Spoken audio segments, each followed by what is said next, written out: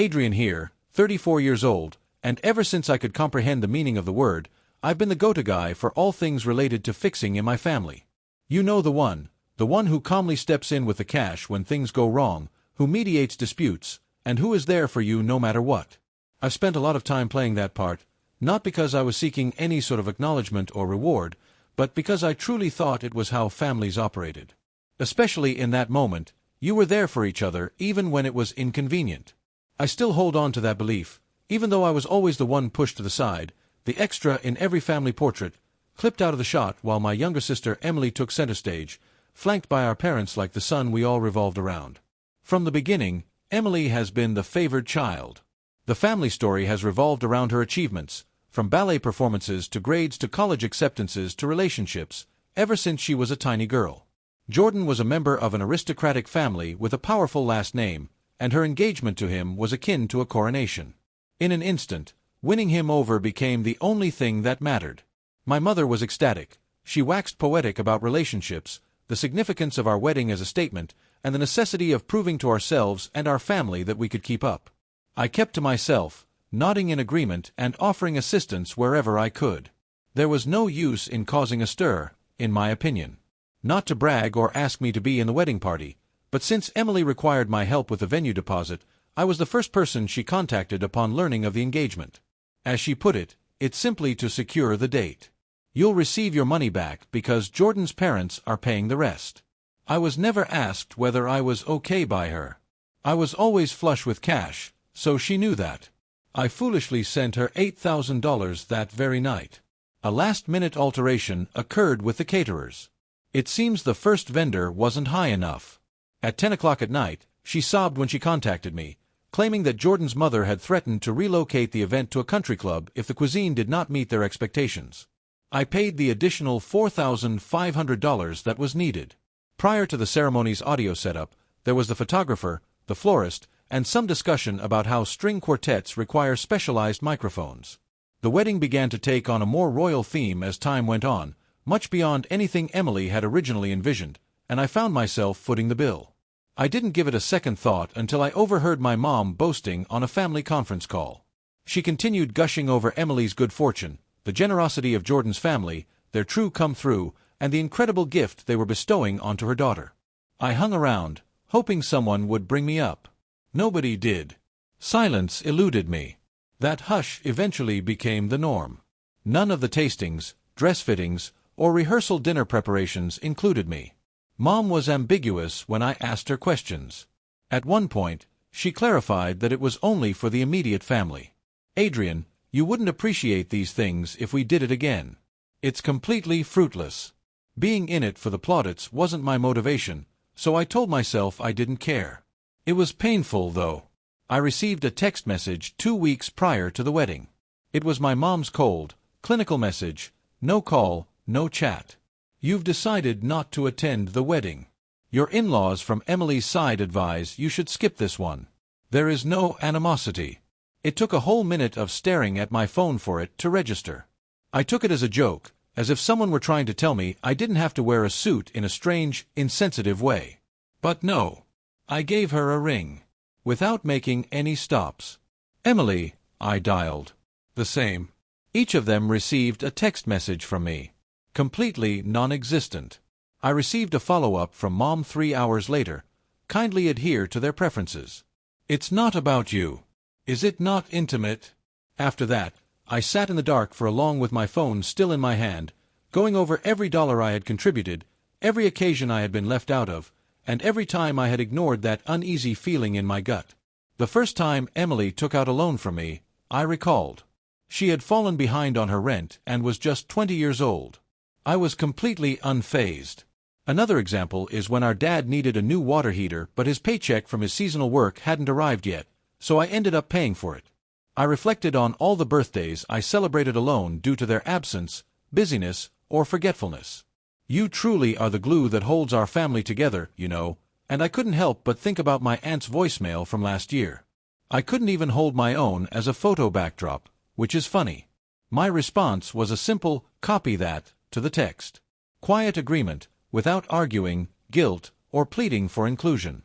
Afterwards, I logged on to my laptop. I contacted the location initially. I was the one who signed the contract and put down the payment, so the reservation was technically in my name. They were courteous, but perplexed, when I inquired about the consequences of canceling. They told you that you're definitely within the window. A partial refund would be issued, but the date would be promptly released. I changed my mind. After that, the caterer, same story. They had my signature and card information on file. I inquired about the conditions of cancellation. There, too, I received a partial reimbursement. Photographer, are you? Gone. DJ. Task completed. Are you a florist? They were genuinely relieved because Emily seemed to be making changes to the arrangements daily and their patience was wearing thin. Everything they had locked in was disappeared by the time I was done. However, I remained silent and did not utter a word. Instead, I allowed the quiet to grow. A week elapsed after a few days. A Saturday was chosen for the wedding. I was prepared for the inevitable. They would find out, but not from me. I assumed they would be too egotistical to notice or too preoccupied to think I would really leave. Being the dependable one means people will always count on you, even when they ignore you or ignore your requests. Up until the wedding day, there was a nearly tranquil silence. For my morning stroll, I set aside my phone. No notifications, no news, no social media, and listened only to the crunch of leaves beneath my boots and the faint buzz of traffic in the distance. It took me a while to get back. I preferred the space. What I really needed was some distance from the mayhem that was unfolding around me. For the simple reason that I knew that at this very moment, people were showing up to a secured location without any amenities like food, flowers, music, or chairs. As I tried to picture it, I heard my mom's voice tight with anger and despair as she tried to reach out to me, Emily sobbing, and Jordan's mother pacing.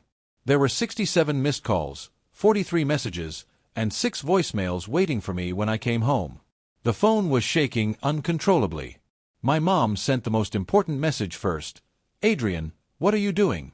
People are showing up, but there is no food, the venue is closed, no one is answering, and I need to know if you're okay. My parents are enraged. You had better pray we don't cross paths today, Jordan. This isn't funny, correct it. That was Emily's text below. None of them got a response from me. As if deciphered in a foreign tongue, I plopped myself down on the edge of my bed and stared at the deluge of notifications. Where was all that sudden worry and haste when my sister graciously told me I wasn't invited to her wedding? My mom's terrified voicemail came first. She sounded like she was pacing when she left it. Do you realize how terrible this looks? People flew here just for this, Adrian, and I have no idea what you're trying to accomplish. Please contact the location immediately. I can't believe you would treat me this way after all I've done for you. You're destroying the most important day of my life, Emily said in a voice that quivered with barely held rage. Adrian, this is so repulsive. I was about to joke at how she has done nothing but help me. I hesitated to push play as my thumb lingered over the subsequent voicemail. I expected the same old cycle of shame, fury, and attempts to make me look bad for not secretly funding the whole fantasy before disappearing like a good little ATM. What was strange was that I wasn't angry anymore. In fact, I felt a weight lifted off my shoulders after years of carrying it. This wasn't about money, really. It was about being treated like a human being, with boundaries, feelings, and worth beyond what I could put in a bank account. I brewed some coffee and stepped out onto my apartment's little balcony to enjoy the morning light, crisp, clear air, faint sound of distant traffic, and the peaceful hustle and bustle of a Saturday that, although most people would consider to be simply another day, seemed like a reset to me. Calls began to come in again around noon, when the guest list had likely arrived at the venue and the full extent of the disaster had finally settled in. A number of long-lost relatives and cousins messaged me, inquiring about what was happening. Others wanted answers, and one or two even accused me of making Emily's life hell. Then I received a message from my Aunt Carla, who had been one of the few people who had treated me kindly, my dad's sister, and she simply said, "I heard what happened. I'm so sorry they treated you that way. If you need anything, I'm here." That was it. Only that one did I respond to. By late afternoon things were unraveling publicly. Photos started surfacing online, guests in suits and cocktail dresses standing outside a locked venue. Someone had snapped a shot of the closed for private event sign, still taped to the gate, untouched. Another had taken a video of Jordan arguing with what looked like a parking attendant. There was no food truck, no decorations, no music, just confusion and growing frustration. A friend from high school I hadn't spoken to in ages messaged me.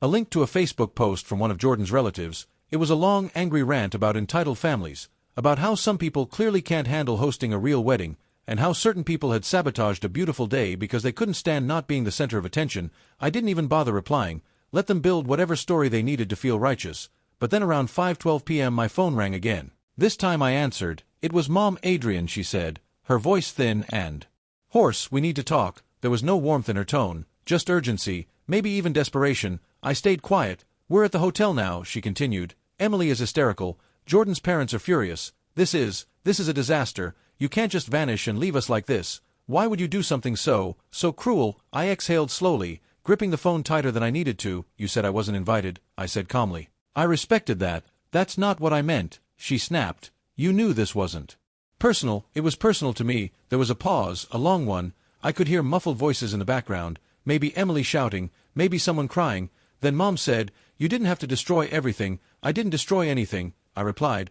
I just stopped paying for it. Another silence. Then almost in a whisper, Adrian, they think you did this to punish her. I let that hang in the air for a moment. No, I said. This was me finally choosing myself. She started to respond, but I cut her off.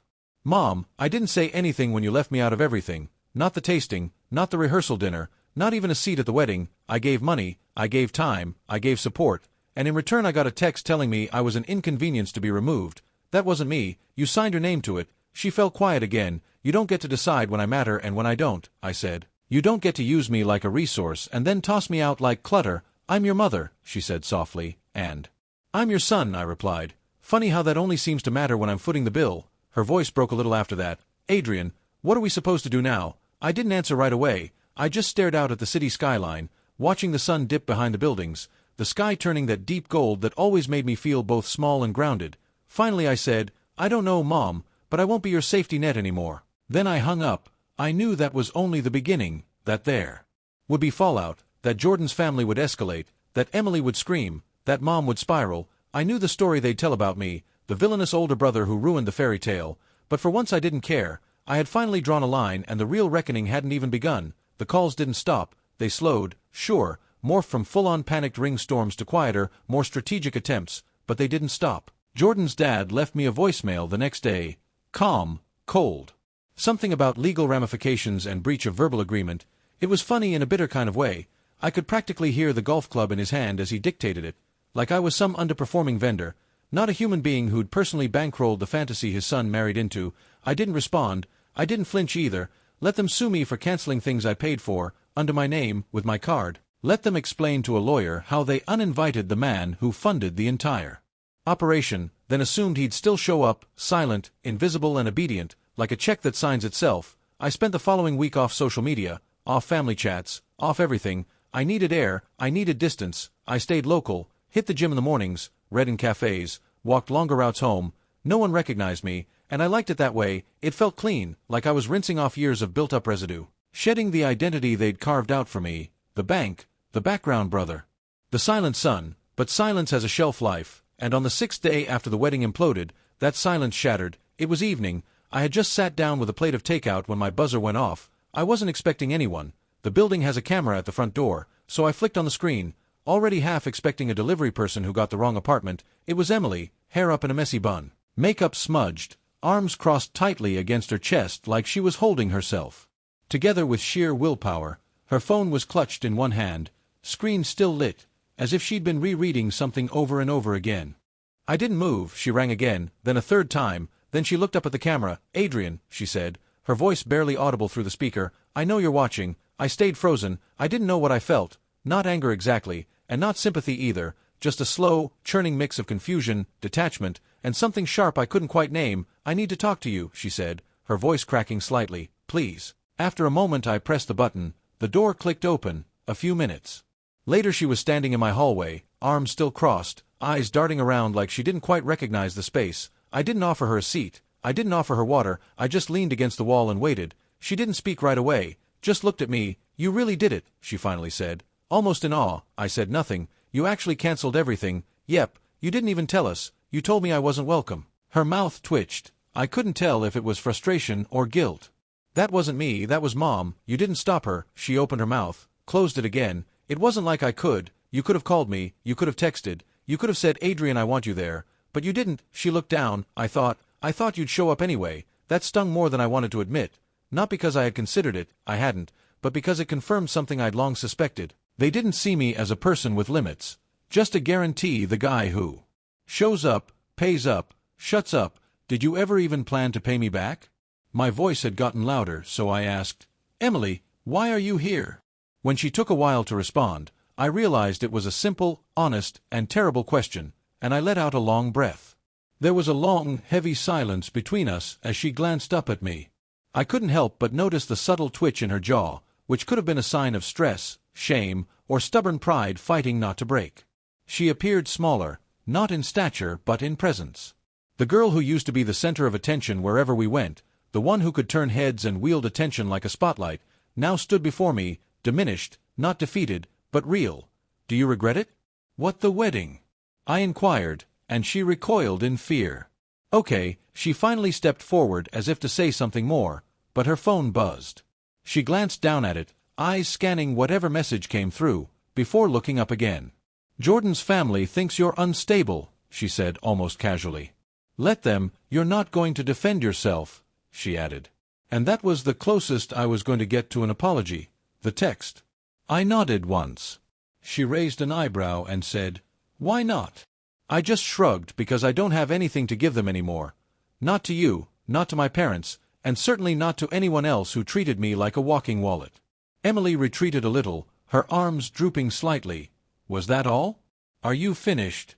I looked at her for a long moment. "No, I'm just finally even." She didn't respond, just stood there in the middle of my apartment, looking around like she wanted to find something to hold on to, but there was nothing left for her here, not guilt, not comfort, not even anger, just the stillness of someone who'd stopped waiting for closure and decided to make their own. Finally, I said, "You should go." She hesitated, then nodded. She turned and walked to the door. Just before she opened it, she paused and said, "I don't know how we come back from this." I didn't say anything. She left, and for the first time in my life I let her. After Emily left, the quiet in my apartment settled like dust. I stood there for a while, staring at the closed door, half expecting her to come back, to knock again, to say something, anything, that would put a different ending on this mess, but she didn't. She walked away, and I finally understood that she wasn't the only one. That night I made a decision. I wasn't going to be part of this family the way they wanted anymore. I wasn't going to be the silent supporter, the invisible backbone, the human wallet they called only when their world started tilting. I wasn't going to sit around waiting for a half-hearted apology that wouldn't come. I needed to end this properly, not in anger, not in bitterness, just in truth. The next morning, I got up early, sat down with a mug of coffee, opened my laptop and drafted a message. Not for Emily, not for Mom, not even for Jordan's puffed-up family. It was for the whole extended family, every cousin, every aunt, every uncle, even a few second cousins who only saw my name pop up at weddings and funerals. The subject line was simple, "A few things you should know." And in the email I laid it all out. I explained, without venom, exactly what had happened, how I'd funded most of the wedding, $22,000 in total between deposits, vendor fees, upgrades, because I was asked for help, how I was later uninvited by my own family in favor of optics, how I canceled the services that were under my name and legally my responsibility because I had been explicitly told I was not wanted. I made it clear there was no sabotage, no drunken tantrum, no petty revenge, just a simple final withdrawal of support. I attached receipts, invoices, screenshots, not to brag, not to humiliate, just to show the undeniable reality. I wasn't about to let Jordan's parents spin some sob story about a jealous brother without the full truth standing right there for anyone willing to see it. I ended the email with this: "I don't expect anyone to pick sides. I just want you to know mine, clearly, calmly, and without the years of rewriting and gaslighting that have too often followed situations like this. I wish Emily and Jordan well. I hope they find the happiness they deserve. I simply will not be a part of it anymore." Then I hit send and shut my laptop. I didn't wait for responses. I didn't care who gossiped, who fumed, who shrugged and went back to their brunch. I wasn't doing this for applause. I was doing it because for once, I needed to be on my side, not theirs. The fallout was immediate. By noon my phone lit up again. Not with hate, surprisingly, but with messages from a few cousins I barely knew. That quiet, private messages. "I had no idea, man. I'm sorry. If you ever want to grab a drink, let me know. I'm Team Adrian. We all kind of knew they treated you badly. None of us said anything. That's on us." I didn't respond to most of them. I appreciated it, truly. But this wasn't about validation. It wasn't about burning it all down for a cheering crowd. It was about walking away from a life where I was expected to swallow everything and pretend it tasted fine. "Of course, Mom." Eventually responded to a long, rambling email full of justifications and half-hearted non-apologies. "We didn't mean for it to escalate. We were under a lot of pressure from Jordan's family. You should have communicated better. Family is about forgiveness." She even tried the emotional card. "You know your father would have been heartbroken to see us like this." I didn't even finish reading it. I archived it and blocked her number. I wasn't angry. I wasn't even hurt anymore. I just didn't have anything left to give her. About a week later, I was taken aback when my Aunt Carla called me, her laughter making it hard for her to speak. It turns out that Jordan's family, who are very concerned with status and appearances, were not happy about the wedding fiasco being exposed publicly. It wasn't because I had leaked anything, but because one of the guests, a distant cousin of Jordan's, had posted a graphic and humiliating description of the event on Facebook. A local gossip blog picked it up, and then a regional news outlet, and the venue was empty and the guests were angry. It seems like Jordan began to distance himself from Emily almost immediately afterward. There were whispered accusations, tension, and resentment. The cracks widened until they filed for divorce 6 months later. Jordan's family was embarrassed and furious because their carefully curated image took a hit. There were discussions about legal options, but nothing came of it because, again, all the contracts were tied to me. I had been legally clear. I didn't rejoice over it since I think divorce is unpleasant and ugly no matter how selfish or superficial the people involved are.